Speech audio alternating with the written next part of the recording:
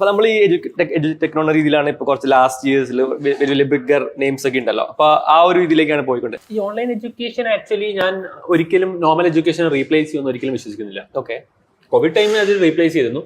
But post covid it's back to normal education itself. Because offline education വേണം, സ്കൂൾസും ബാക്കിയുള്ള ഇൻസ്റ്റാൻ വേണം. കാര്യം അവർക്ക് പല ആളുകളും അതൊന്നും വേണ്ടെന്ന് പറയുന്നുണ്ട്. പക്ഷെ ഞാൻ അതിനെതിരാണ്. സ്കൂൾ വേണം. കാര്യം ആളുകൾക്ക് ഇന്ററാക്ട് ചെയ്യാനും കുട്ടികൾ അവിടെ നിന്നാണ്, കുട്ടികൾ ഈ പറയുന്ന റിലേഷൻഷിപ്പ്, ഫ്രണ്ട്ഷിപ്പ് ഇതെല്ലാം ആക്ച്വലി വരുന്നത് സ്കൂളിൽ നിന്നാണ്. റിലേഷൻഷിപ്പ് ഇൻ ദ സെൻസ് പറഞ്ഞാൽ ടീച്ചർ സ്റ്റുഡന്റ് റിലേഷൻഷിപ്പിൽ നിന്നാണ് കുറെ കാര്യങ്ങൾ അവർ പഠിക്കുന്നുണ്ട്.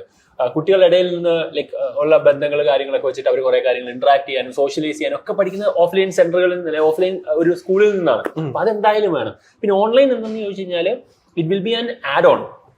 അതായത് നോർമൽ പണ്ടൊരു കുട്ടി ഗൈഡ് ബുക്ക് സപ്പോർട്ടീവായിട്ട് മേടിക്കുന്നതിന് പകരം ഇപ്പോൾ അവൻ ഓൺലൈൻ ആയിരിക്കും കൂടുതൽ എന്ത് ചെയ്യുന്നത്, സപ്പോർട്ടീവായിട്ട് ഉപയോഗിക്കുക. ബിക്കോസ് ഇപ്പം AI വന്നപ്പോഴത്തേക്കും ആക്ച്വലി എല്ലാം ഇപ്പം എഡ്യൂക്കേഷൻ അതെങ്ങനെ എന്ന് വെച്ചാൽ ഡൗട്ട് സോൾവിംഗ് എഞ്ചിൻസ് എല്ലാം AI ഡ്രിവൺ ആണ്. ഇപ്പൊ ഞങ്ങൾക്ക് ഒരു AI ഗുരു ഉണ്ട്.